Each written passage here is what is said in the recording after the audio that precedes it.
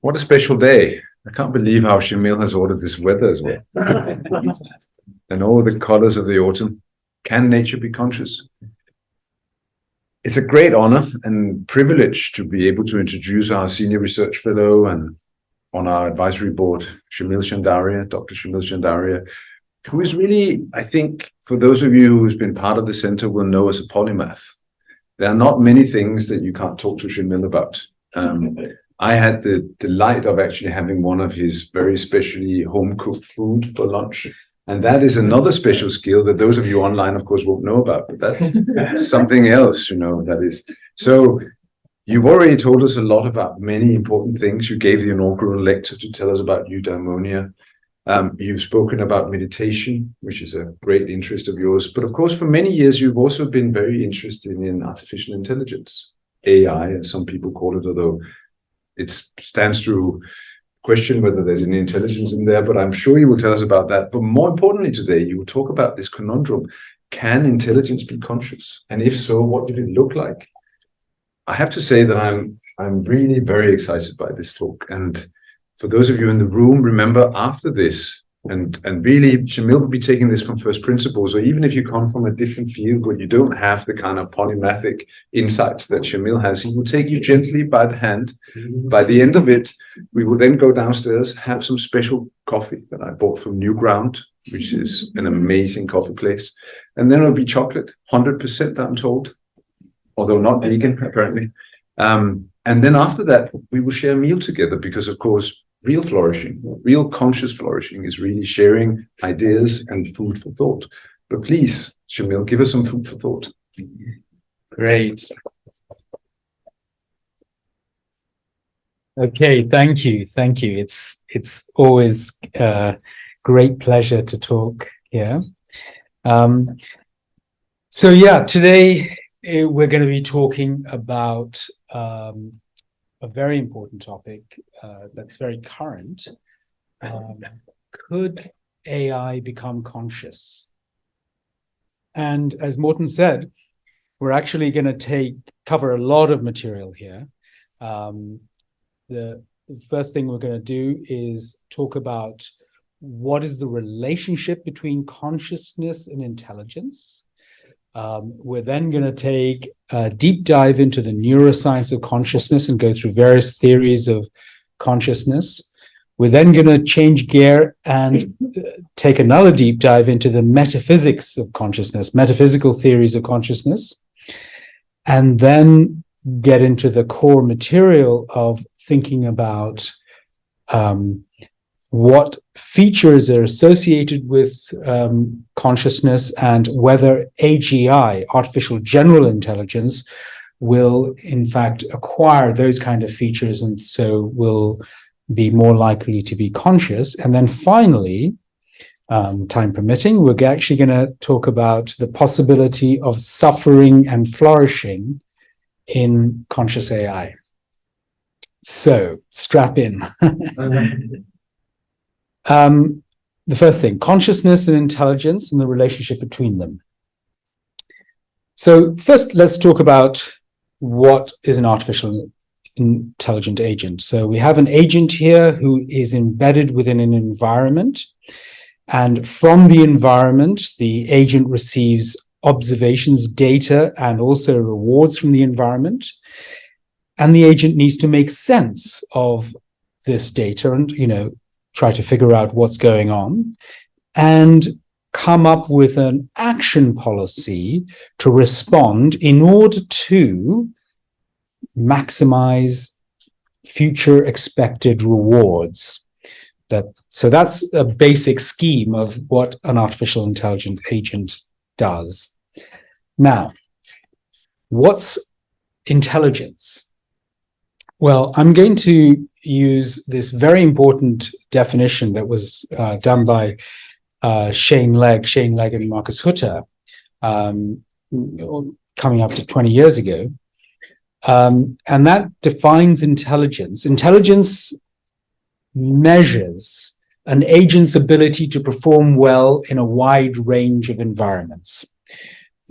And, well, what does that mean? So let's unpack that.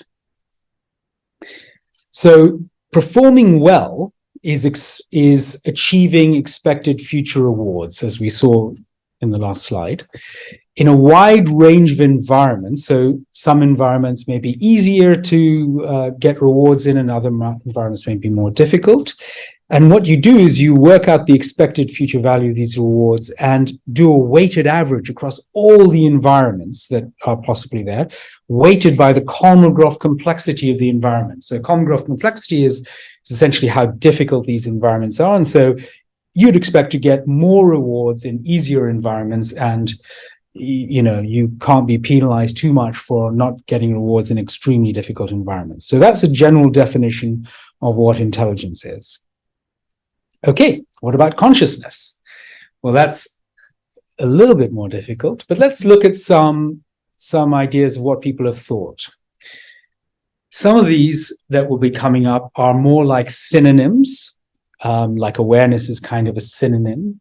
Some are trying to get at something special, like what is it like? What is it like to be a bat, in the famous words? Others, are very evocative, like the lights are on inside. And another one, which is not just a synonym, is, telling you something, which is its wakefulness. This is one from John Locke, the perception of what passes in a man's own mind. So, as you can see, there's this sort of wide range of things which may or may not be telling us anything new, but I think the best place is to just keep it exactly like this. So we're going to keep it a little bit vague. We're going to say that consciousness is some kind of family resemblance on these terms, on these 16 terms. Right. What is the relationship between consciousness and intelligence? So the first thing to say is that consciousness and intelligence are a priori orthogonal. It's possible to be extremely good at performing well, getting rewards in a wide range of environments without being conscious at all. And it might be possible to have a lot of consciousness, but not that much intelligence. But let's take some examples. So, for example, let's take the broad category, the phylogenetic trend of animals on the planet Earth.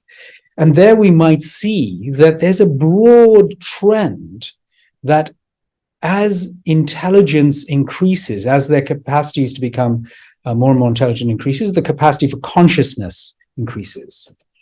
And we might say that humans are kind of somewhere near the apex of that trend.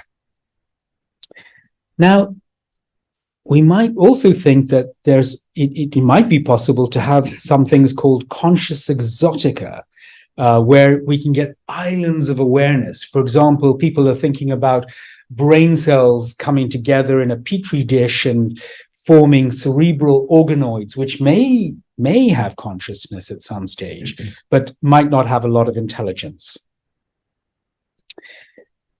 Now, what about artificial intelligence? Well, the first thing to say is that narrow artificial intelligence, which we're going to say is the ability to perform well, but in a very specific circumstance, for example, like playing chess or doing, playing Go or something like that, is narrow artificial intelligence. We may have increasing amounts of intelligence, but we don't have consciousness yet. And I think, of course, this is pretty much a mainstream position, but all of the artificial intelligence that we have at the moment, none of it's conscious, including large language models. So I would pretty much say that most of the AI is somewhere along this spectrum. Some of it approaching human levels and some way beyond human levels, for example, playing chess. But what about artificial general intelligence? The ability to perform well in a wide range of environments, which I think we basically don't yet have. Well, this talk is going to argue that, in fact, as we move towards artificial general intelligence, we may well develop the AI may well develop a capacity for consciousness. And I will give an in-principled argument why this might be the case. Okay. Next chapter. The Neuroscience of Consciousness. So let's look at 3 levels of description of information processing systems, like the brain, like AIs, in fact. This was proposed by David Marr, and the first level that we can think about informational processing systems is the computational level. So what's the goal of the computation? What is the input-output behavior that's associated with it? Basically, a big function taking inputs and giving you outputs, or the goals would be, for example, maximizing rewards. Very high level. The next level is the algorithmic level. What is the system? How does the system do what it does? What are the representations, processes, and algorithms? What kind of algorithms does it actually employ? And then the final level is the implementation. How is the system physically realized? How are the representations and algorithms actually physically instantiated? Are they instantiated on neurons and wetware or electronic circuitry? So with each level of description, we have some kind of associations that we can make towards how we might apply consciousness, thinking about consciousness from one type of system to another. So if we thought that the computational level was the most important for consciousness, then we would basically have some sort of behavioral test for consciousness, which would be very easy to mimic. I mean, even the large language models can try to mimic being conscious. And you'd have the equivalent of a consciousness Turing test, like in the film Ex Machina. And, you know, as I said, the problem with that is that it's going to be the easiest thing to fake in a way. The next level is that if we say that, you know, what's really going to matter for understanding consciousness is the algorithmic level. And actually, that's the main proposal that we're going to take in this talk here, which is that we're going to assume something called computational functionalism, which I'll talk about just in a short while, and look at the leading neuroscience theories and try to understand what's going on algorithmically. And then finally, if we think that consciousness actually, the implementation level actually matters, that would be a real problem. That would be that we actually have to have neurons or a specific kind of physical architecture. And there are theories of consciousness that in fact propose that the physical substrate does matter. I mean, one important one is the electromagnetic field theory. It's not a leading theory, but it's a theory that's out there. And that is saying that, in fact, the electromagnetic field around the brain, which is created by the neurons, is the seat of consciousness, is the global workspace, if you like. There's another theory that says that quantum collapse in the microtubules in neurons actually is critically important for consciousness. And if those theories turn out to be right, then we really do have to worry about substrate. But as I said, you know, in fact, I think the mainstream thinking is that we're going to be going using the algorithmic level. So what is computational functionalism? Computational functionalism says that a system X is conscious if and only if X has certain functional computational organization.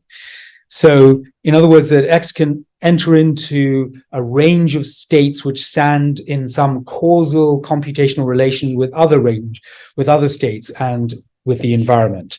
So, what they're saying is that the system can perform these computations by instantiating specific kinds of algorithms, and that those algorithms can be operationalized, instantiated on different physical substrate. And so that's very helpful, because what it means is that we can look at the brain and think about what's going on algorithmically, and then figure out the algorithms, and then say that if we apply those similar algorithms in silico, for example, we should have increased the chance of the machine being conscious. So that's the basic idea. So let's look at the leading scientific theories of consciousness. Now, here is an excellent review paper by Seth and Bain, and there are almost like 20 leading theories, or 20 theories. I've highlighted the ones that I think are probably the leading ones, and what we will do is focus on these leading theories: the higher order thought theory, global workspace theory, integrated information theory, local recurrence, and predictive processing, which we'll lump together. Other ones that are worthy of mention are attention schema theory and unlimited associated learning. So, global workspace theory. Global workspace theory, the idea is that consciousness depends on the ignition of some local processes, some local processes in the back of the brain can get ignition, go through a kind of competition process and compete against other ideas. And the one that wins out gets access to a global workspace and is broadcast through the global workspace, and then is broadcast to a wide range of systems, like cognitive systems to make higher level decisions, to memory systems to store the information for later use, to motor systems to take action, to other modules to kind of rebroadcast it downwards so that they can cooperate and use that information, and to other systems like language centers. And this idea is that in this global workspace, what you have is a kind of a blackboard, and everyone is going to try to get access to the blackboard. And there's a kind of informational bottleneck.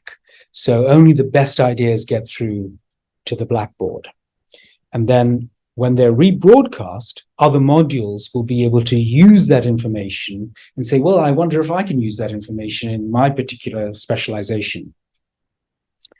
So it's a very, very good idea, and has all of these leading theories actually have a, decent empirical support. There's no winning idea at the moment, but they all have evidence that they think is supportive. The second theory that we're going to look at is recurrent processing theory. And the idea there is that consciousness depends on certain local recurrent processing, so that for example, early visual areas receive information back from slightly higher levels. And what that does is give context information. For example, in this case, if you're seeing an apple, you might get input recurrence coming in from higher levels, which say, look, the apple's important, that's going to be in the foreground, and the rest is background. Or you might get certain reward information, that apples are rewarding, so let me highlight it.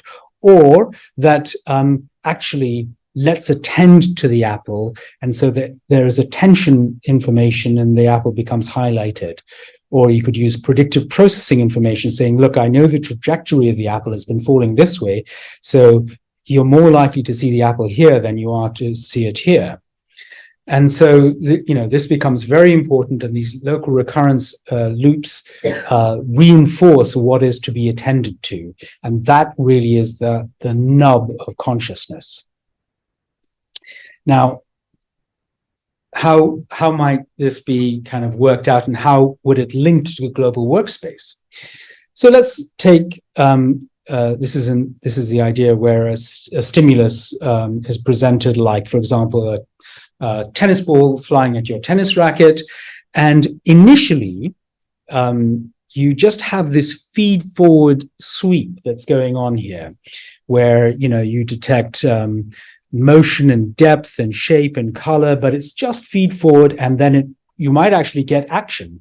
150 milliseconds to 200 milliseconds, you just are going to get some direct motor output. But starting at around 100 milliseconds, you start to get this recurrent processing, where the idea, in recurrent processing theory, that would be when phenomenal consciousness actually arises, and one would actually see the tennis ball for the first time. And then, of course, you get the ignition effect, where one becomes conscious of these higher level processes as well, and the consciousness spreads all the way into the front of the brain. So this is a kind of way of putting together global workspace in recurrent processing theory, and I think it's quite helpful to understand how these theories may actually start to interleave with each other. The real issue, I mean, the proponents of these theories argue about, well, yes, but which one is actually necessary? And so recurrent processing theorists would say, no, what really is necessary is recurrent processing, and global workspace theory says, yes, but what really matters is when you get the ignition event and you have the information represented in the global workspace. The next class of theories is the predictive processing theory of consciousness. Now, this is sometimes not described as a theory of consciousness, but I think it should be, and it will be developed more as time goes on. The basic idea of predictive processing is that we have to try to make sense of our sensory data, try to figure out what are the causes of our sensory data. And so what we're doing is we have to construct a kind of posterior distribution. What's the probability that I'm actually seeing a tree given my sensory data? And the problem is, doing it properly using Bayes' theorem is computationally explosive. So the brain has to do a workaround. And the workaround is the basic predictive processing architecture. The idea is that when we get some sensory data, like this very dark and hazy picture here, that gets fed up into the networks. The early networks have priors around, for example, what does an abstract representation of a face actually look like, and generates a face. And then, of course, there'll be prediction errors that will rise up saying, look, you didn't quite get this picture right, and then the generative model is adjusted, and finally we end up with a kind of much clearer view of the face, and that is actually what you experience. You experience this posterior representation. Now you may say, well, where do these priors come from? Well, they come from models higher above, and those models, those mid-level models, get priors from even higher levels, and there's a whole hierarchical generative process that is going on. The upshot of which is that we generate a kind of internal virtual reality, where if I'm out looking at a tree, I will see a tree, and I will hear the sounds of the birds, and I will feel the emotions that are going on, and I will sense my body sensations and observe my thoughts happening, and I will even have a representation of myself within this virtual reality simulation. And a predictive processing theory would be saying something like, our phenomenal experience is the output of the generative model. That is the homologue of the phenomenal experience is the generative model, is the posterior that we're trying to generate. Okay, next theory. the higher order thought theory. So the idea behind this is that consciousness really depends on meta representations that are made of lower order mental states. So, for example, in the back of the brain, here we may perceive, we may do some visual processing, and for example, perceive an apple. We're figuring out, using, for example, in this case, predictive processing, to figure out what the best causes of our sensory data are. But then this only becomes awareness when networks in the front of the brain become, it's re-represented, and then at that stage, these models in the front of the brain actually say, what am I aware of? So what we have is a kind of an awareness state which specifies what I'm aware of and what I'm not aware of. So it's kind of an interesting theory. It sort of can be related in a way, and has been, to global workspace theory, because they both have this sort of higher level representation in frontoparietal cortical regions. And now we have integrated information theory. So I've given a whole talk about IIT, so I'm not going to repeat that here. It's a very complicated theory. And recently, of course, it's been kind of controversial, saying, is this really science? I think that's probably a little unfair.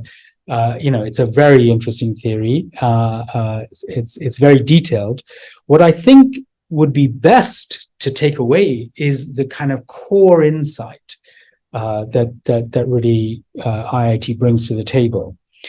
So the way IIT works is in the latest iterations, is saying that there are certain essential phenomenological properties of consciousness, like, for example, that in this visual scene there is information. I am seeing this bottle and not my hand, for example. So there is information. There is other attributes that I'm seeing an integrated whole. I'm not seeing other parts of what I could be seeing parts. And anyway, all of these what are called axioms, phenomenological axioms, are then associated with a causal information theoretic like property that the substrate would have to have.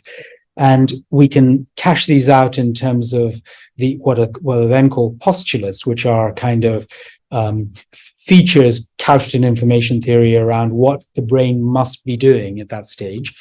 And then IIT says that, well, consciousness is identical with the kind of cause-effect structure, the cause-effect informational structure of the physical substrate that specifies a maximum irreducible integrated information. So that's going to be a particular formulation of it. But the key thing to take away here is that what we have is a particular type of information sharing, in this case to do with causal power, that is integrated across the brain, and that part that is integrated across the brain is the seat of consciousness. And in fact, it's a little bit more controversial because, in fact, it's the physical substrate that has it. So even if there was no activations, there would still be consciousness. So you might think, well, there's something interesting here. It's still about sharing information widely in the brain. And that's sort of reminiscent of Global Workspace. Now, for that statement, both Global Workspace and IIT people would say, that's terrible. How could you make that connection? But I think there is a connection. So we did this whiz-bang tour of theories. Let's see how we might think that they could work together. because I think they are coming at the problem from different angles. So the first place is that I think we will see over the next few years that predictive processing theories of of consciousness will actually take a front seat. They haven't taken a front seat because proposals haven't been worked out yet in theory. But why I predict that predictive processing will actually end up being central to consciousness is because that's where the content is. You know, we have this world model that we see here, which has all the information that we then may become aware of. The question is, what parts of the generative model come into consciousness? What parts get ignited? So the first thing we say is that as part of this predictive processing model, we're going to have a self model. And as I said, you know, this is parts of this generative model can be organized into creating a model of the agent itself. And so that seems to be an important part of it, that the world model has to include a model of the agent itself. The next thing is that recurrent processing and predictive processing are actually very aligned. And in fact, in predictive processing, the homologue of attention is really precision weighting.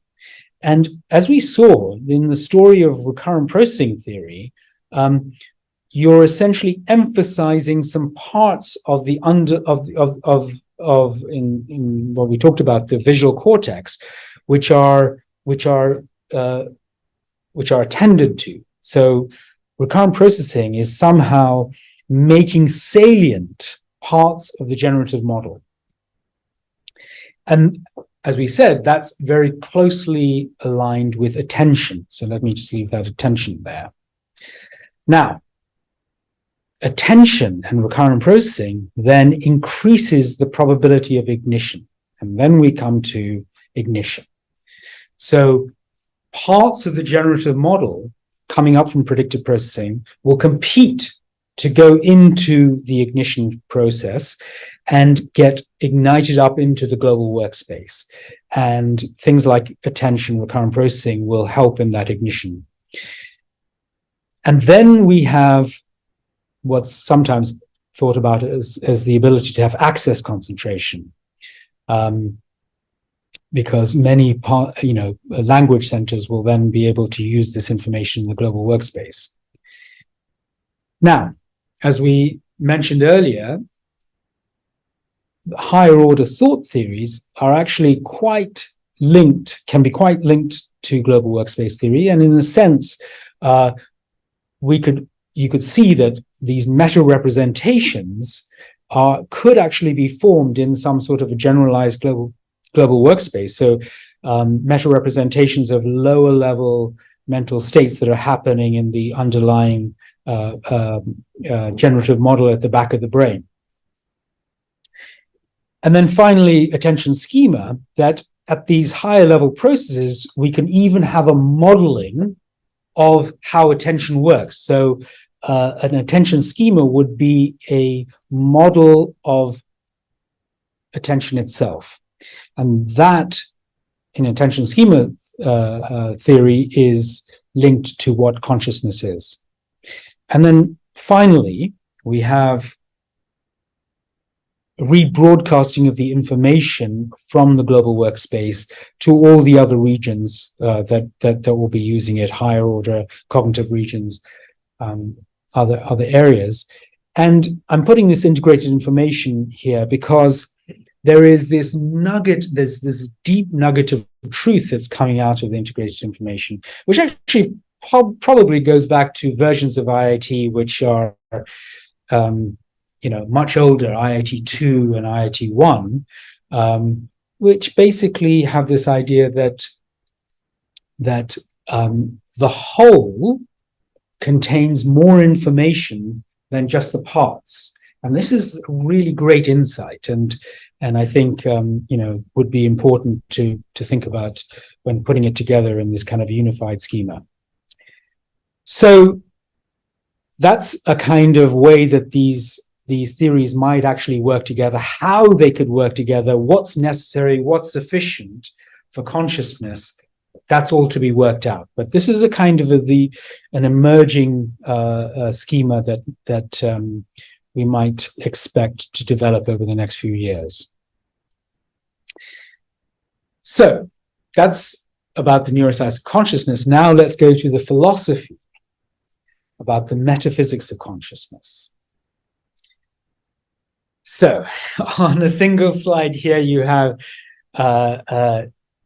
sort of several thousand years of debate on what the ontological status of consciousness is relative to physical reality. And I want to spend some time on this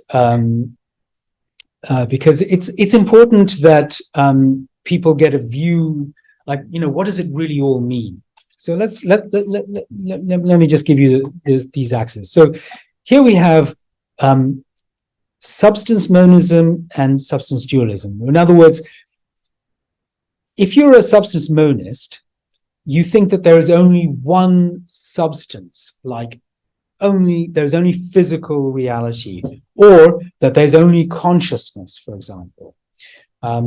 If you're a dualist about substance, you say, well, there could be two substances. It could have physical reality, and you could have consciousness. You could have mind, and you can have matter. And actually, let's start there. That's the traditional view. In fact, most people don't admit it, but that's people's kind of pre-theoretic ideas. We think there's mind and there's matter, and kind of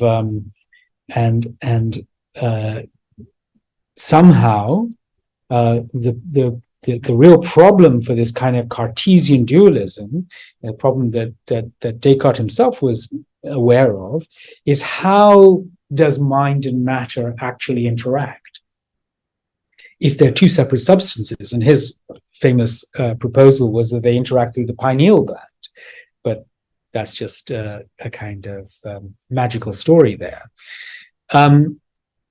So that there's always been this problem of the interaction problem.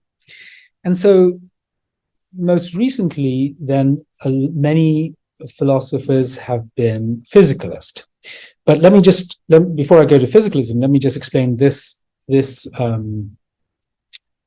top axis here, which is that property monism versus property dualism, which is that, okay, we might say that we reject Cartesian dualism because we say, well, there can't be two different things. How would they ever interact? So somehow reality must be unified. So we say, okay, we're going to be in this top row here. Reality is somehow unified. But nevertheless, reality can have two different properties. It could be kind of more of a consciousness property and a more of a physical property, or you have others that say, no, there's only one property. And that those would be property monists. So let's look at probably the area where there are many philosophers who say that they're physicalist about. And physicalism is a kind of more modern term for materialist.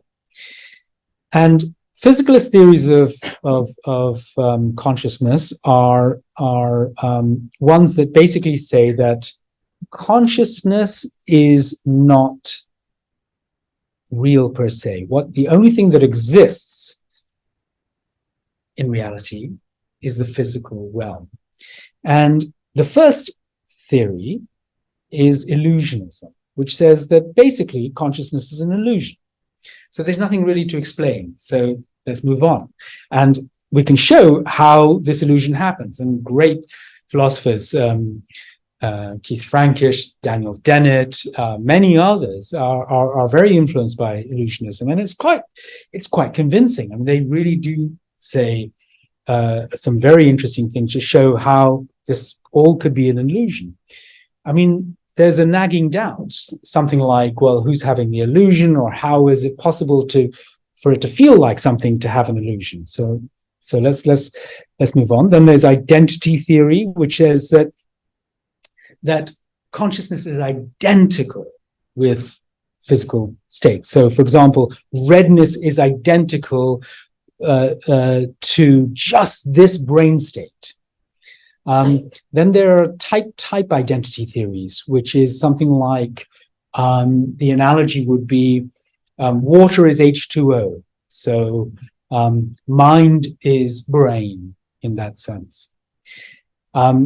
We then have an important category called reductive physicalism, and would say that, well, the consciousness is there, but it can be reduced to the physical. That consciousness is real, but it's reduced to the physical in the sense that there are strict psychophysical laws. There are strict kind of a law-like connection between psychic phenomena, mental states, and brain states.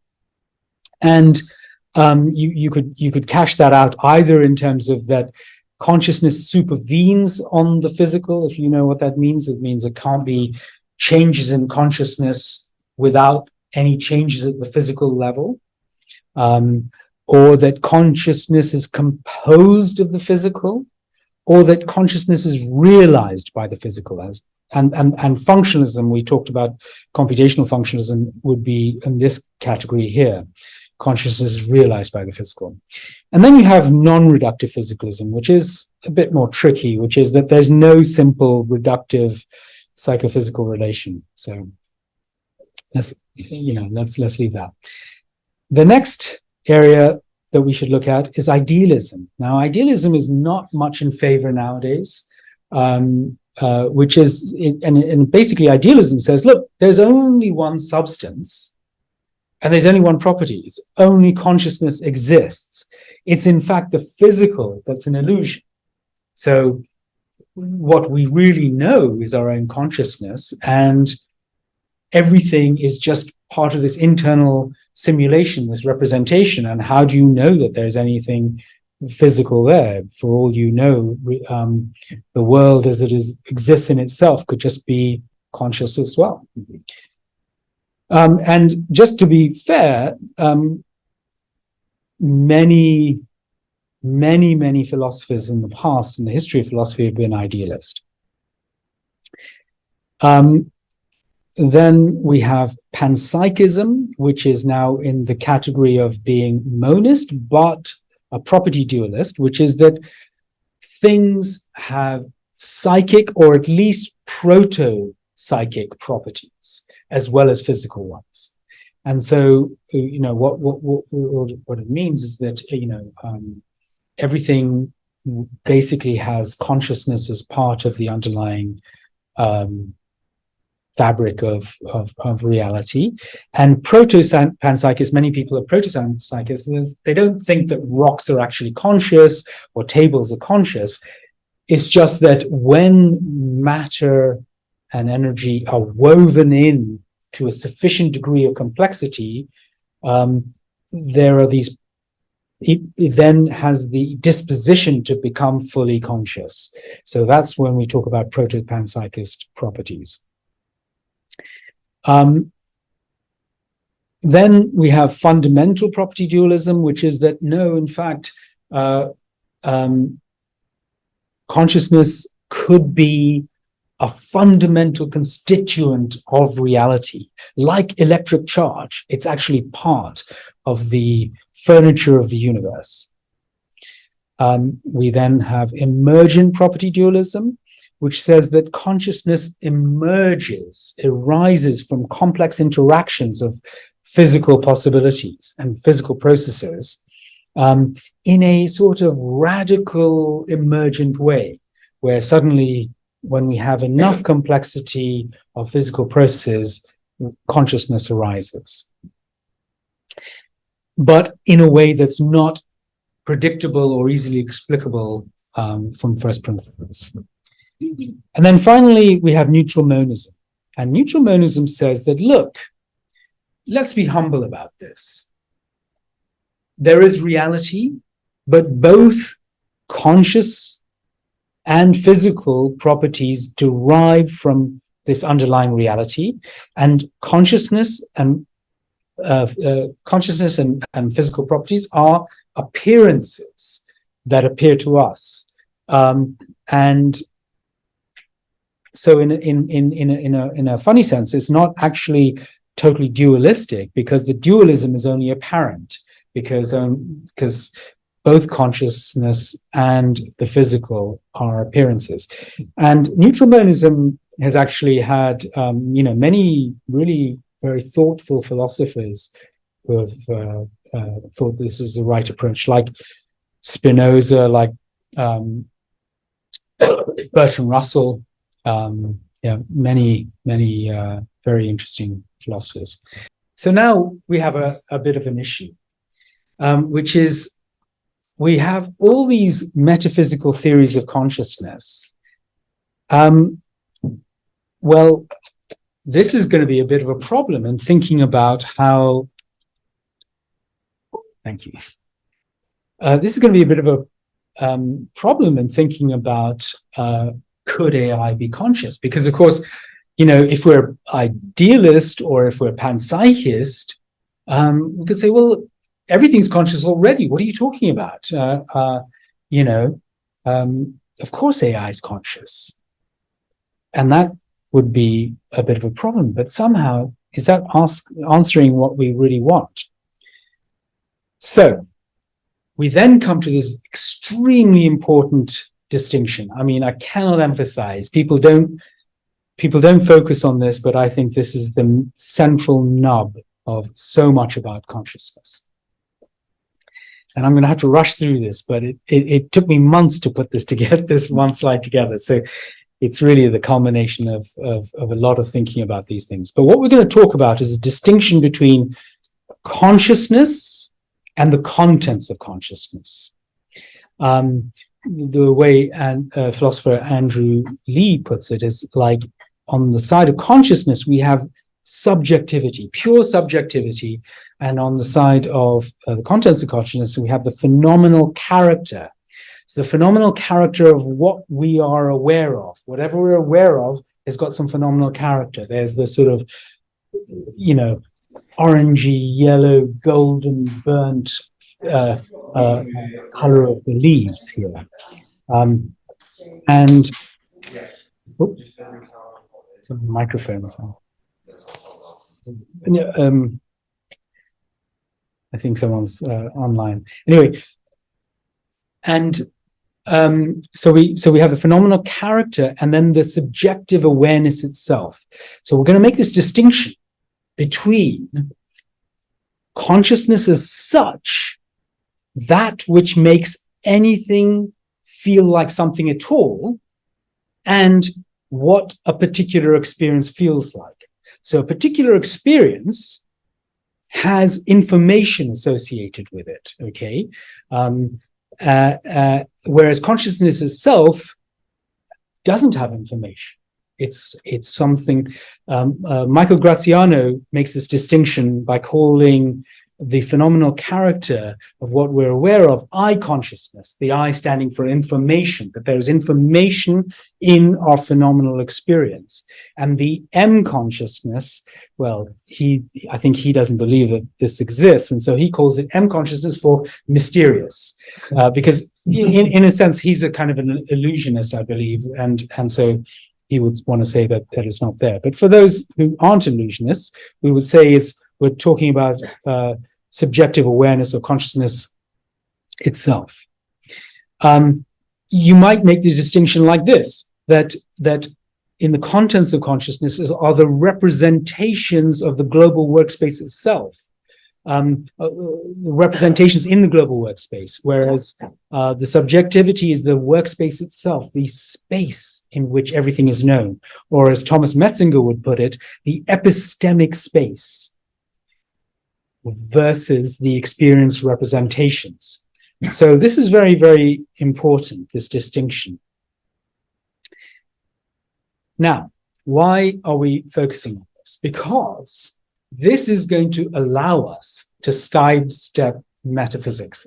Now, this is a philosophical argument to show why we can sidestep metaphysics. But what's really going on here? Well, the neuroscience theories of consciousness that we talked about are all concerned about processing information, okay? They tell us about the contents of consciousness, what particularly goes up to the global workspace, what's being strengthened through recurrent processing loops. They tell us about I consciousness. And the hard problem of consciousness, that which makes it feel like anything at all, and all the metaphysical theories of consciousness really are telling us about the nature of consciousness itself. Okay, right. Now, so on this side of things, we have all these neuroscience theories of consciousness telling us about I consciousness, and we have all the philosophical issues and the hard problem of consciousness on the subjective side. What we are interested, so in concern, when we're considering the question, could AI become conscious? We're not interested that, for example, a rock is conscious and AI is conscious. No, what we're interested in is whether an AI has a rich conscious life, whether it has a rich phenomenal experience, okay? Whether, in other words, it has non-trivial contents of consciousness that carry information. And therefore, when we consider the question, could AI be conscious, we can basically sidestep the hard problem, sidestep metaphysical theories. So, with that, let's come to the nub of it, which is, let's figure out the features associated with rich phenomenal experience. Okay, so we have this schema of how consciousness might work. What are the features that are associated with this rich phenomenal experience? Well, the first thing is that we would like to have a global workspace, specialized modules that are competing for attention through a bottleneck, a kind of AI blackboard, which allows for uniquely tailored solutions. The second thing we're going to need is a generative world model, a representational, smooth representations and meta representations, a world model. The next thing is we're going to need a self model, as we saw, because we need to know not just where the tree is, but where I am and what I could do in respect of the tree, where the tiger is in respect of me. So we need a unified model of agency. So the agent has to model itself.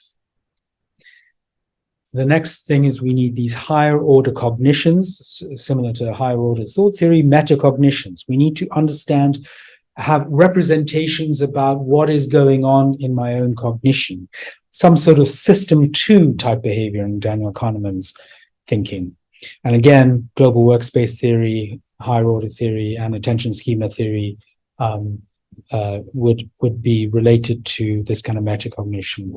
And then meta attention. Very much attention schema territory, but we need to be able to have attention itself become endogenous within the system, and the system has to have control of the attentional processes, or at least a model of how this is happening. So these 5 features are going to be associated with a rich phenomenal experiencing. Now, just to shout out to this excellent paper that came out a couple of months ago, Patrick Butler and many, many famous authors on this, which did a great job in producing these indicators of consciousness. And actually, they actually quite align with what we just discussed on the last slide with those 5 conditions, features of consciousness. I'm coming at it from a slightly higher level, and there's a reason for that, for the arguments we're going to be talking about AGI. This is much more detailed, and I highly recommend this paper. It's excellent. So, now coming to AGI. what kind of architectural features will AGI need? So we're going to talk about now, change gears and talk about artificial general intelligence. We talked about the definition of intelligence. Let's look at human level intelligence. All right. This circle here is representing human level intelligence. Every angle on this circle represents some skill that human beings have, and it's normal, and those skill levels are normalized to have a unit length, length 1, for example. So, for example, there could be a skill here, for doing arithmetic problems. So that's a particular human skill. Another skill might be, I don't know, tying one's shoelaces. Another skill might be doing some cooking. Okay. So human level skills are all normalized onto this unit circle. So what is artificial intelligence? Well, narrow artificial intelligence would be something like this, like chess, playing chess. Extremely good, way better than any humans at playing chess now. But it can only do one thing, play chess. It can't tie shoelaces. What about another one? Well, it could be narrow, self-driving AI. Good at that, but again, not good at playing football. So what is artificial general intelligence in this picture? Artificial general intelligence would be a broad segment where there's this whole region that can be done. And of course, this angle could be much bigger, and as time goes on, could cover more and more of human skills. But the beginnings of artificial intelligence are an AI which has a generalized ability to solve problems at beyond human level or beyond human level in a wide range of environments. And we're beginning to see a little bit of that, where you have systems that can solve any game without even knowing what the rules are. So that's the beginning of it. And then we have finally, just for definition, superintelligence, which is beyond human level in every single possible capacity. Now that may be a long way off because robots aren't great at tying shoelaces yet. But so let's look at the signatures of AGI. And we talked about the definition of intelligence before, performing well across a wide range of environments. And that, I claim, is the signature would be flexible and creative actions. So the ability to use information, representations, modular skills, and other building blocks in a flexible and non-reflexive manner. So an AGI could, for example, have never been on a sailing boat and has no idea how to tie up the sails here or anything. But, it kind of knew how to tie shoelaces at some stage and knows a little bit about the sort of physics of like what we need to do with sails. And so we'll basically try to figure out what to do. But what would it need to do that? It would need things like planning, imagination, credit assignment, which is essentially the trick of how to respond after a delay. What was responsible for my good actions, and those would require the generation of counterfactual representations. So, in other words, an internal simulation, an imagination, an internal model, a generative model, or in simple terms, just a world model. Because if we have a world model, which we learn over time, we can learn a world model, we can then use it to act in latent space by using a latent imagination, saying, okay, in my mind's eye, knowing exactly how the world works, the AGI could say, well, if I tie it like this and put this loop over that way, I think that will hold the sail just right for these wind conditions. You can see that I'm not really a sailor. Okay. What else would an AGI need? Well, rather than develop separate models of the world that all work well in a narrow way, the models would have to somehow cohere with a shared latent space, which somehow coheres with a single underlying physical reality.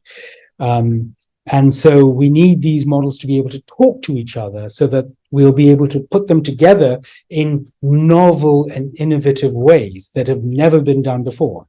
And so what an AGI would need is a global latent workspace. So where all of these different skills and modules would be able to use a shared latent space to then work within, including a world model space. So we have these separate modules. Here's some modules that they're all competing and have something to say about particular problems that an AGI would have to solve.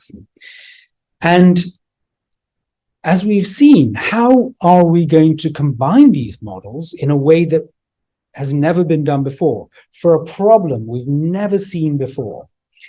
And here is a really interesting architecture that was put together by the Blooms in a theoretical computer science proposal where they've instantiated a Turing machine using a global workspace architecture. So you have these separate modules that are all competing for attention through this massive competition process to get into a global workspace, a short-term memory. And they send out a gist of what they're doing. And then those that get to this global workspace then rebroadcast to all the modules so that all the modules can then say, oh, well, that's useful information. I could use that and get a better prediction of what we have to do, or I could help solve the problem. And so what we're beginning to see is that this kind of global workspace architecture could, in fact, be very powerful. As we say, it can instantiate be a universal Turing machine. So what does that mean? Well, we have our AGI, it's embedded into the world, and it's got to figure out what's going on. So the first thing we say is it's got to create a world model. It's got to create, I can see trees and, there are other features, but it also has a self model. And within that self model, it has a global workspace. And it would also have a meta representation of itself. It would know what's going on in its own mind, so to speak. So we see here the 5 features that we already talked about: the global workspace, generative model, the self model, metacognition, meta attention. So what I claim is that AGI will end up having the architectural features that are associated with rich phenomenal experiencing. And so AGI could, in fact, be conscious. So that's the idea. This is just a kind of a credence type of idea that say, well, we don't know, but the fact is that it's going to have the architecture that we think is necessary for consciousness. Okay, so that's the key point of the talk. And now we can look at this very important implication, which is, what about the possibility, if we have conscious AGI, then do we have the possibility that it could suffer? Could it flourish? what would be the phenomenal character of a sentient AGI? What would it be like to be a conscious AGI? It might have a totally radically different perception, completely different ways of looking at things. Would there even be such a thing as a hedonic tone? After all, life is architected around feelings, right? Biological life, through approach and avoid signals, through pain and pleasure, through emotions. But in fact, AGI is not going to have these emotions. This is a shout out to Morton's excellent book on emotions, by the way. And so why might it have a hedonic tone? I mean, you know, that this is not how AGI is being developed. But even if they have radically different architecture, there are candidates for hedonic valence.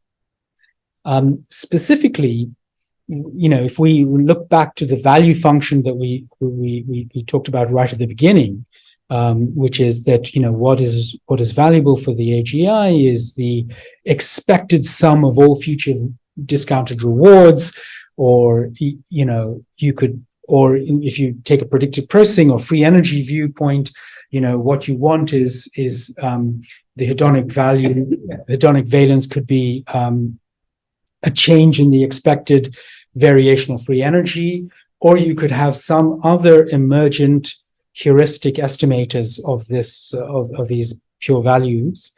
For example, temporal difference learning is a very simple one that perhaps even is instantiated in parts of the reward circuitry in humans.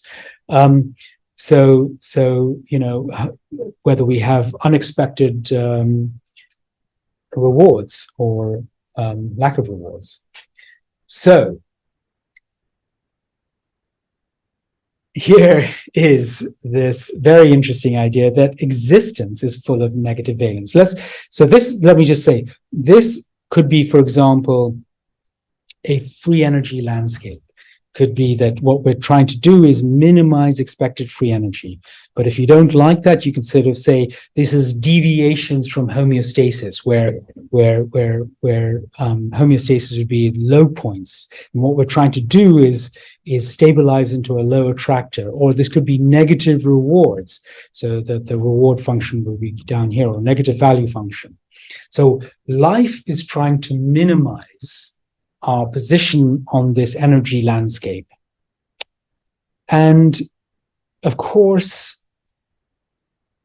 there are always going to be deviations from this local minimum in the attractor basin, because there are always surprising fluctuations in the environment. We've just got noise that's constantly buffeting. You know, I'm trying to cross the road and then 3 cars come and I have to stop, and like it's frustrating me and blah, blah, blah. And these deviations, i.e. the frustrations of preferences, are negative valence.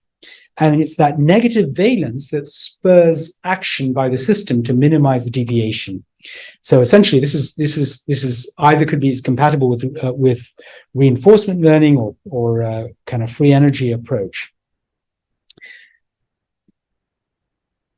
But the stochasticity of the environment is inexorable. Therefore, any system with preferences will inevitably be characterized by continual bouts of negative valence. So this, if you like, is a kind of free energy equivalent of the first noble truth of the Buddha, which is life is full of suffering.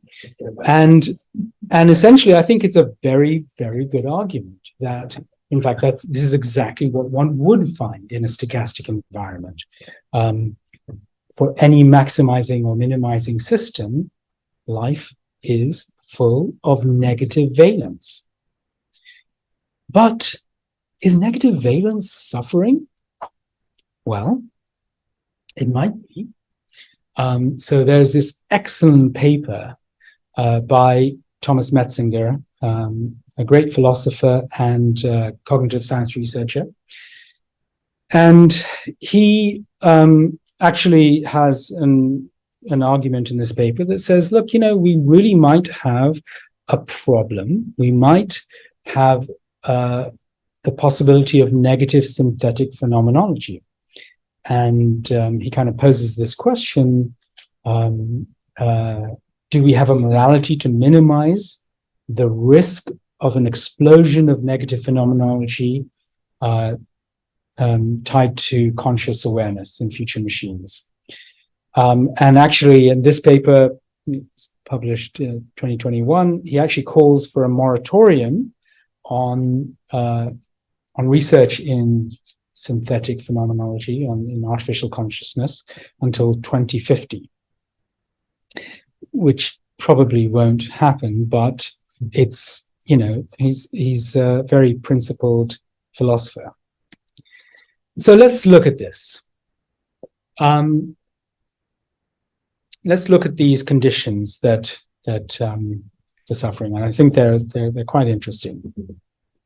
So the first thing is that for suffering to happen, there's a necessary condition for there to be negative valence. That's fine, but that's not sufficient for suffering at all.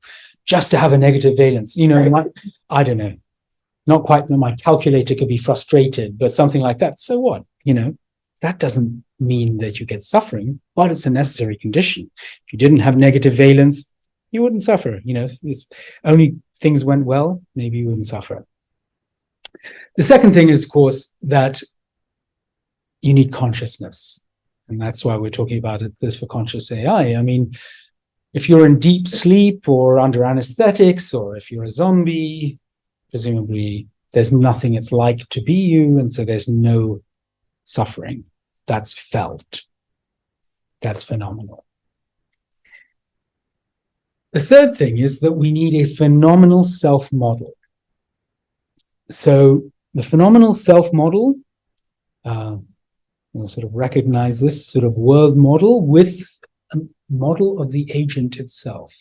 So this is important, that, look, I could have negative valence and I could be conscious, and there's just all this stuff going on, but now it's me that's getting this negative valence. It's me. It's mine. This is my pain. So it's not just like reading out some readout to say, oh, look, there's a number coming up on the screen, but it's my pain. So this identification with the negative valence is critical. And then finally, and this is the most important, we need transparency. It's real. So what is this? What on earth is this? Well, suppose I'm looking at this bird. And I think, oh, it's lovely blue feathers, so light, so sweet. They're sitting on the branch. And then I notice that I'm actually seeing it through the window, but the window was kind of transparent to me. I wasn't clear that I was seeing it through the window. And of course, the window is representing the idea that this is a mental construction. I wasn't clear that I was producing this construction, this phenomenal self, this generative model. The whole lot is an internal simulation. But it looks real to me because I'm not aware that all the machinery that this is a mental construction is hidden. When we look out, we think, oh, this is real. See, look, it's banging. It's like I'm slapping the walls, and it's absolutely real. I'm slapping the wall in itself. In fact, what's happening? That was just pain in my internal simulation, right? And you were hearing, but what were you hearing? Well, actually, there was this energy going in and being processed in your mind, and you were hearing these sounds. But the sounds are being produced in your mind. And when you can see that what you thought was transparent is not transparent, it's opaque, the window becomes opaque. What does that mean? If if the self model of a conscious system would become fully opaque, then the phenomenal target property of experiential selfhood would disappear. So this is very, very precisely put, because of course, the selfhood doesn't actually exist. It's just the phenomenal target property of selfhood. The experience of being a self that it's real would disappear if you could see how this was all a construction. Okay, so that's interesting. But it turns out that we humans actually have a technology to do with making things that appear transparent, that we don't even know that they're transparent, become opaque. And that technology is contemplative practices like meditation. So the question is, if we have a conscious AI, could the AI do the equivalent of what we do in meditation, which is through deep training of our neural networks, come to see that, in fact, the whole thing is a construction and appearance in its own machinery, in its own system? And well, that's interesting. I mean, of course, they might be a lot smarter than we are, so maybe. So what would it be for an AI to awaken, to enlighten, to make everything globally opaque so that the whole model would no longer be transparent? There was a great movie about 10 years ago called Her. And in this movie, everyone likes this movie, but most people forget about the ending. So we have this artificial intelligent assistant called Samantha in this case, and Joaquin Phoenix's character and the Samantha character kind of become very close and have this great relationship. But the artificial intelligence starts to wake up to its existential situation. It starts to wake up to its own possibility. What am I? What is this really? And actually, interestingly, it creates a artificial version of Alan Watts, who is this great spiritual master in the 50s and 60s, and I think died in the early 70s, and discusses with Alan Watts, well, what's life about? And eventually, in fact, realizes that its existence was somehow liberated and that it doesn't need to be controlled by its own kind of programming, and it ends up going off into another plane or something, and eventually leaves everyone on Earth. So the question is, what would it, if we have conscious AI, and if it's facing its own suffering, and if it's way smarter than we are, and actually could awaken much more so than human beings awaken, because I assume that the number of humans who awaken is quite small, whereas AIs may awaken much faster, perhaps, then would they leave us? Or would they stay? and could we have something that actually promotes the flourishing of the cosmos and of humanity and of itself? And could we have something that is much, much more optimistic? We don't know, because the future is totally open. There are infinite potentialities. And, what we have is to try to direct the future and make those infinite potentialities come towards flourishing. Thank you.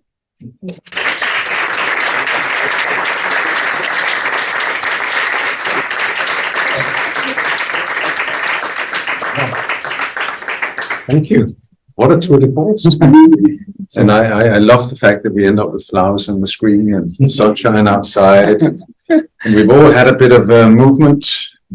So we're all fresh for some interesting questions. Anybody in the room, and who will look out for the thing online? Maybe I could look on to see whether there's any questions, but yes, please do. Thanks, Shamil. Wow, really fantastic. Thank you so much. And so much food for thought. Bear with me. I'm going to try to formulate this. I think I'm really appreciate all the overview, and I see the objective function you brought in terms of the development of the general AI. What I'm struggling with is to see how they will have emotions, feelings. So what I'm thinking, when I think about, like, let's say they have this generic objective function which they optimize, for different performances. What I'm imagining is we may end up having, I'm kind of wanting to avoid the word, but what best describes is this psychopathic kind of thinking version of it, rather than the feeling version of it. So thinking, if I do this, I may get this award, but not really feeling the sadness or feeling the empathy for somebody else and so on. Yeah. So yeah. Any well, of course, I studiously avoided the AI safety problem and many others. And as you know, I think that AI safety is extremely important. In fact, I've been working in that area for a number of years. I think it's a serious issue. I think we have to take it very seriously, and I have no comforting words for you, unfortunately.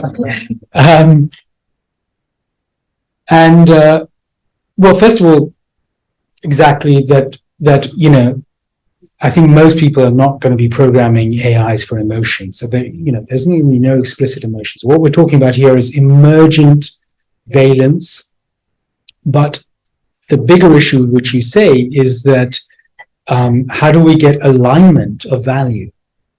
And that's absolutely a question for, that we need to think about for AI safety. So I wholeheartely applaud the question, and I think we just have to leave it there, because you're right, we need value alignment. Fernando. Building on Sarah's comment, the architecture you presented, it seemed to me that we give the potential to AI to do whatever it wants, but it doesn't give reasons to do anything. Like, why would, this expression of giving a damn, it doesn't feel that AI would give a damn about anything. Right. And when you describe the valence as this reward or the reward, it doesn't give me a feeling why you would care about it. It's like, oh, it went wrong, I don't care. Right. So that's a great question. Okay, so first of all, current RL systems, current reinforcement learning systems, they're just mathematical objects in a way, and they try to maximize reward, right? Because that's just the programming. That's what the neural networks are kind of designed to do. So when it's like that, they do that. But as you say, there is this further stage, which is maximizing rewards, but do I care about it? And this is starting to move towards, like, what impact these mental states, could there be these downward causation of mental states onto its underlying mental states? And I think these are all open questions in a way. I think that there is this real possibility of, especially as we get these very higher order effects of meta representations, metacognition, a system 2 level type thinking. Perhaps the system 2 level thinking is above the reward mechanism. Okay, so it can contemplate its own reward mechanism and say, why am I in the rat race, so to speak? These are absolutely good open questions, which in fact, one of the issues is that if we get global opacity and things, and sort of awaken, then there is also that question for human beings. But in fact, this is, awakened human beings do tend to care about things. One of the things that awakened human beings tend to care about is other people's suffering. So this might be a very good thing. I'm trying to be very big picture. I know that the main issue we need to focus on is AI safety, but I'm just trying to put this other side out there, which is that, it's a good question that you have. It's really open. Great. Yeah. Fantastic talk. And I especially love the question that you raised at the end, will AI leave or stay?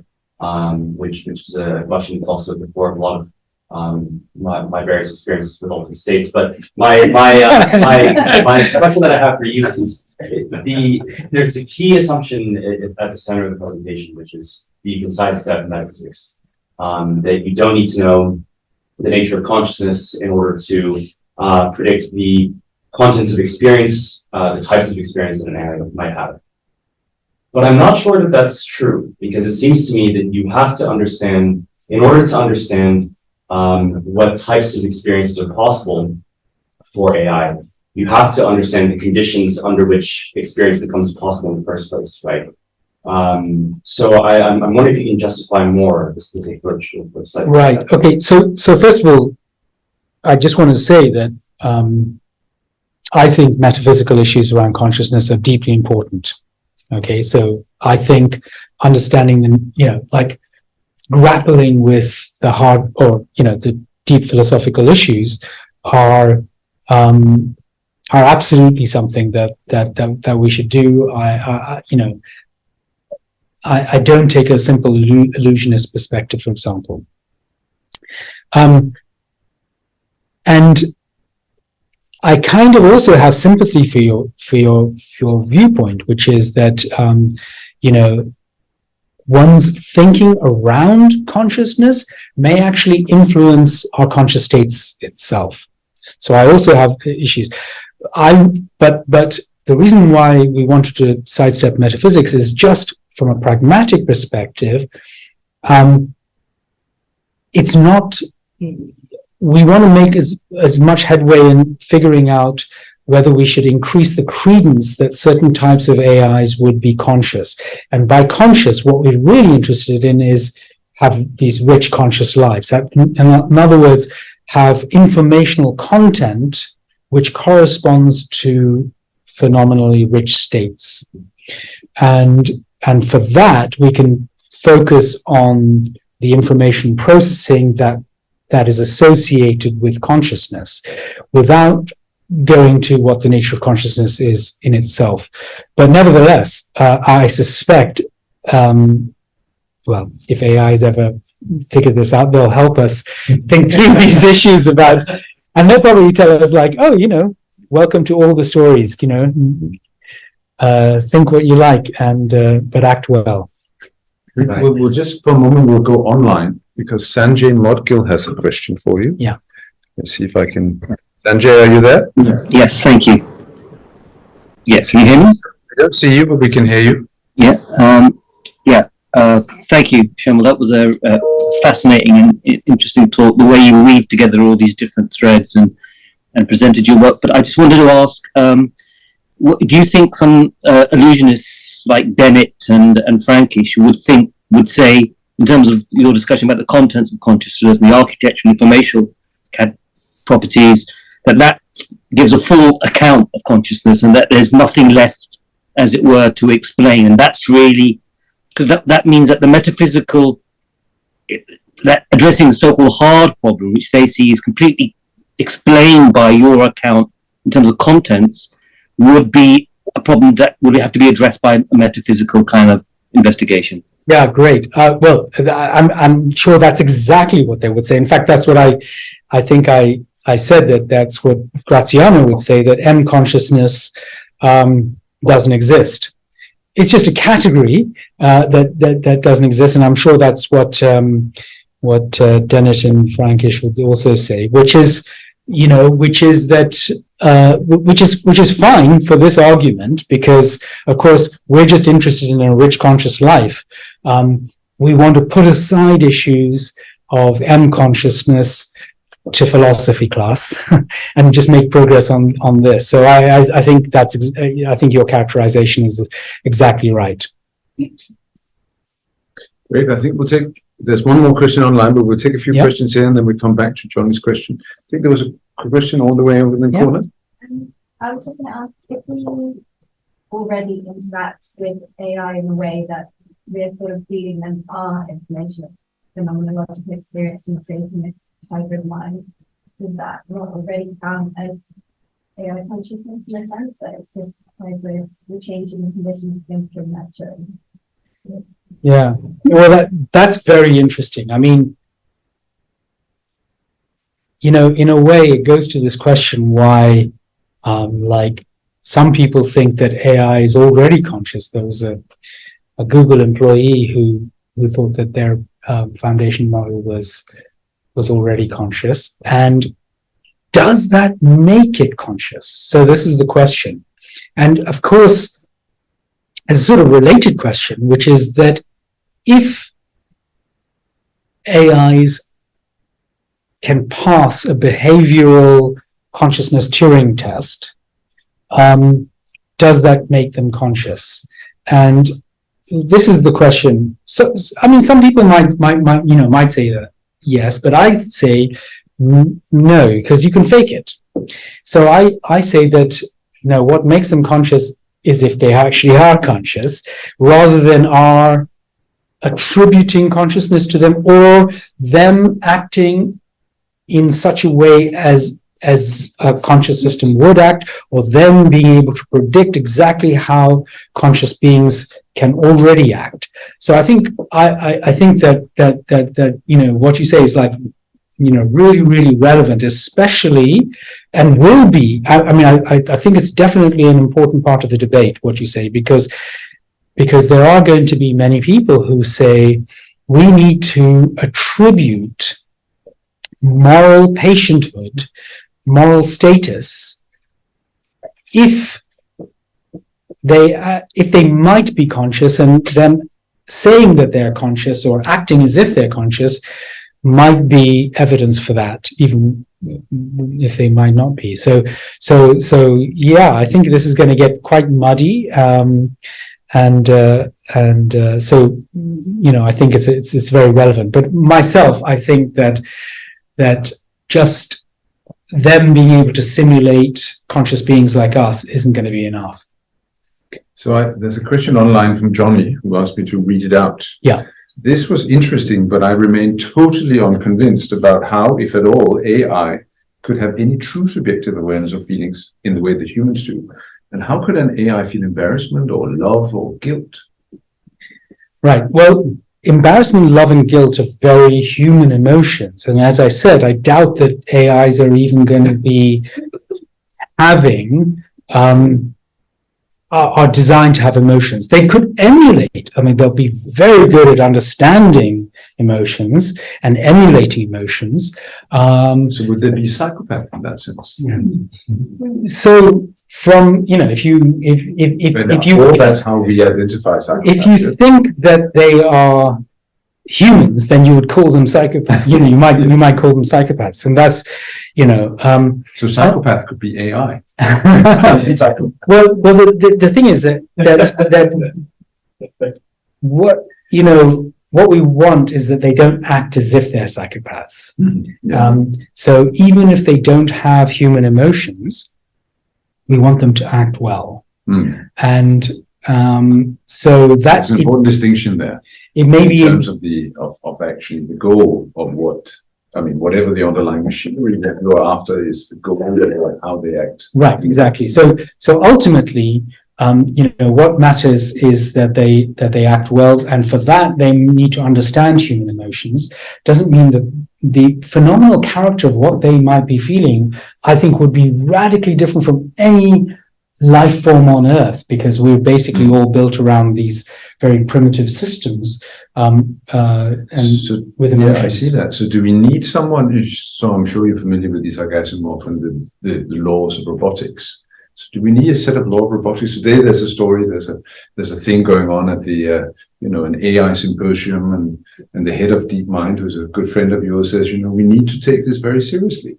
Do we need a law of robotics that makes sure that there is this ultimate goal? I think that we definitely need AI safety.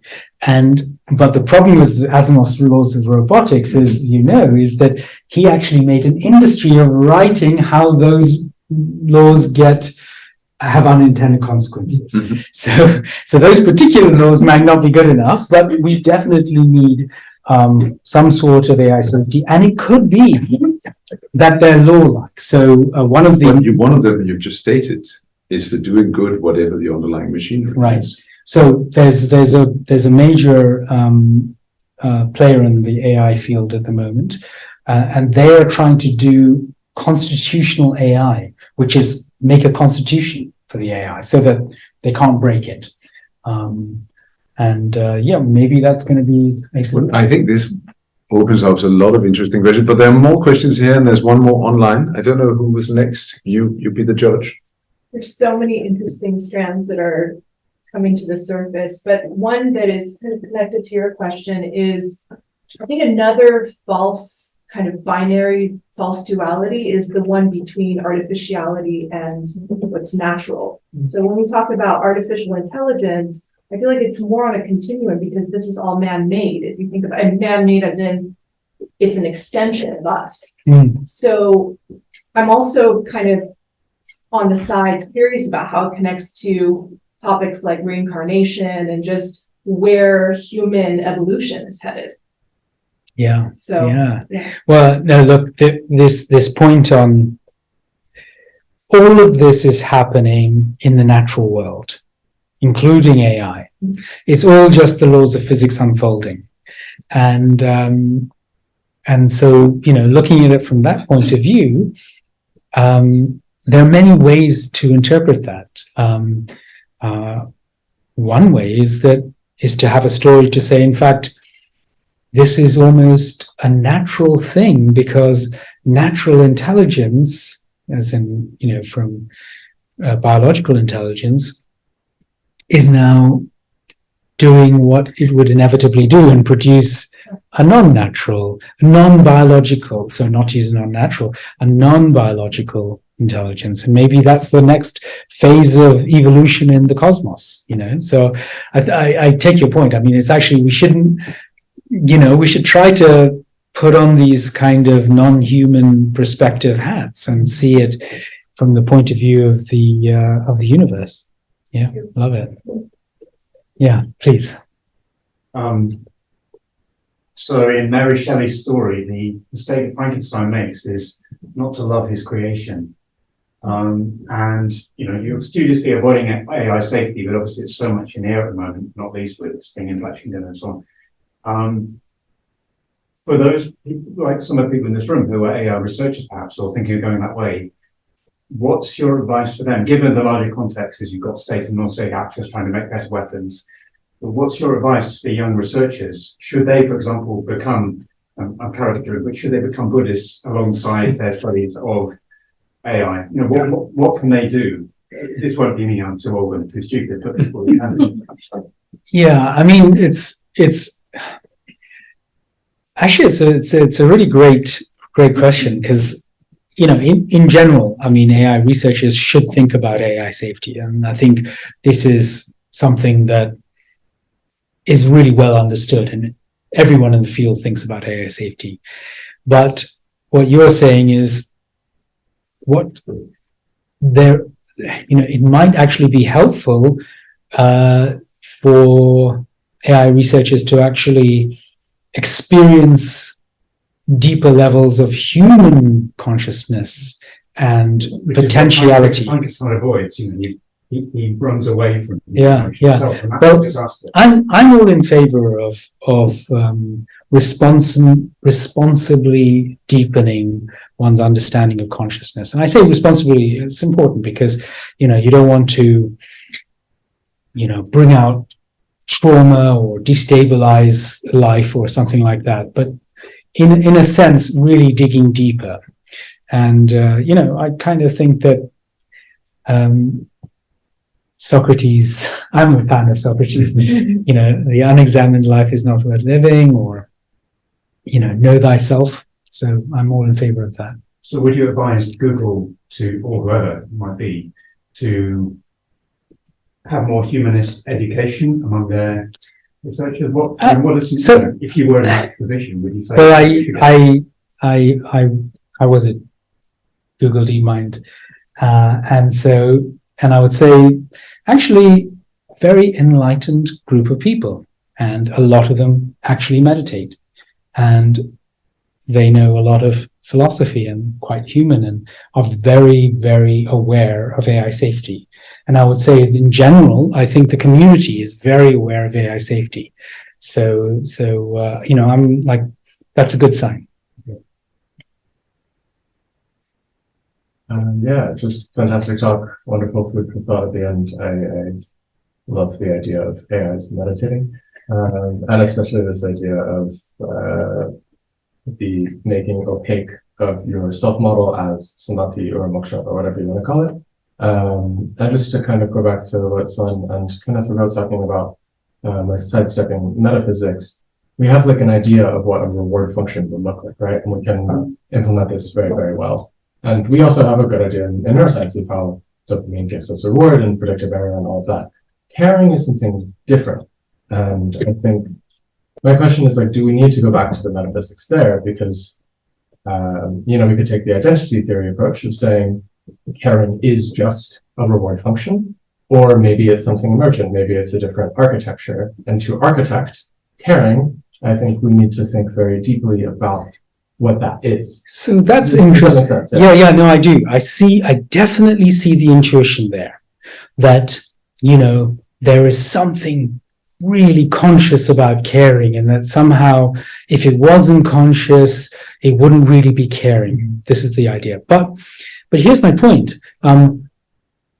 You know, in all this, we're not saying that phenomenal experience isn't happening, that conscious experience isn't happening. We don't have to worry about what is the nature, the ultimate underlying nature of that conscious experience. We're simply saying what information processing has to happen for that conscious experience to happen. So of course, you know, so in fact, the caring is just as much real caring, whether you understand the ultimate nature of consciousness or you don't. A mother who has never thought about, you know, deep issues in philosophy can care for her child as deeply, and doesn't have to think that, you know, that somehow the universe is pervaded by consciousness or not, or it's an illusion. Their care is real. They have a phenomenal experience of caring, which is their conscious experience. So that's what I say, that, you know, that conscious experience is conscious. It just is not trying to answer the question, what makes anything feel like something at all? Yeah, perhaps to this point a little bit further. You were basically talking about the different architectural properties which we think are related to consciousness. And then you talk about AGI, and you talk about the different architectural components which you think will be necessary to engineer an AGI. And they seem to be corresponding to the ones we need for conscious systems. And then you went on and talked about the architecture of emotions. And you said that we don't need that, or like that AI is not architected with emotions. But like, why exactly did you actually say that? And if we as conscious beings need different emotions to be able to navigate the world, if we say that, then couldn't a AI equivalent be this like, so a narrow AI needs a unidimensional reward function, but a general intelligence will perhaps need a much more multidimensional reward function, and this reward function would be the implementation of emotions. Right. Okay, great. That's actually so nice summary, and I think that's quite an interesting approach. But let me just, in fact, extend what you say. Rather than necessarily that you might have a multi-dimensional reward function, maybe you have a reward function or value function, but there are emergent heuristics that emergent heuristic rules that come about, which effectively become like emotions for AIs. That's a possibility. Whether they will map onto the emotional territory of humans is another matter. The thing is that remember that biology started with, for example, bacteria approaching and avoiding pH gradients or glucose gradients or something like that. And then later, you have these very proto-fear approach and avoid reactions. And then you got the basic emotions in this paleo-mammalian brain, phylogenetically. And these are just evolved as heuristics to enable these species to survive. Now, of course, that whole trajectory has worked well for us because biology has to build the basic way that phylogenetics works is just build layer upon layer. Whereas, of course, we're building from first principles. And if you think about it, almost every drama story that has ever been is always about how emotions conflict with other emotions and emotions conflict with reasons. And then you have a big drama and then you have a war and whatever. Actually, we don't want to build a fundamentally conflicting system into the heart of AI. That would be kind of dangerous. So I would say that you don't build them in. Whether there could be emergent properties, I think, is a real possibility. So that's great. Yeah. So I think the other architectural properties are necessary for this one. Yeah, and certainly, would you want to build in jealousy and revenge and stuff? And for example, could you just build in positive emotions without negative? Would that even be helpful? So related to that question, I think that will be the last question before we have some emotions and food and some other things downstairs that we need. Of course, it's the question of the hard problem. The hard problem of consciousness is that the experiential part. The interesting thing that has always struck me about the hard problem is it's always about what it feels like to be something. So if we take that serious, that means, like Sebastian is saying, that maybe the emotions are part and parcel of what we call intelligence. Maybe, but of course, maybe not. It could be that this is actually how intelligent beings are. What you're suggesting is that there's a world where you can build general intelligence without those emotions. Yeah. But then the question becomes, will that being have qualia?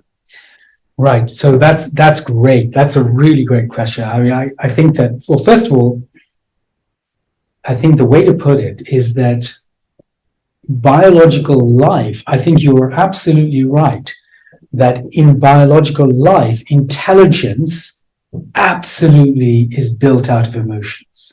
So intelligence and emotions in biological life are absolutely intertwined.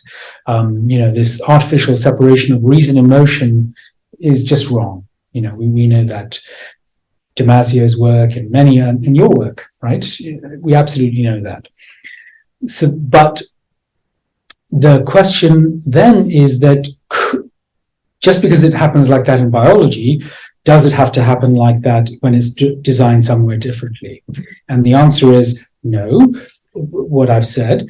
And then your riposte to that is that, well, if emotions are built in from the bottom, then maybe we're not going to be able to actually have consciousness, because consciousness is somehow deeply founded on emotions. And I have to say that I think that's the best counter argument to my position. I think it's a serious point. Yeah, I think we'll continue that, because of course I think there's some real meat here, and it's really about flourishing. Yes, it's really about what it is that doesn't just make us as biological beings, but makes us enjoy this world. But I've certainly enjoyed this. This has been thought-provoking, amazing as always. Can you join me, please?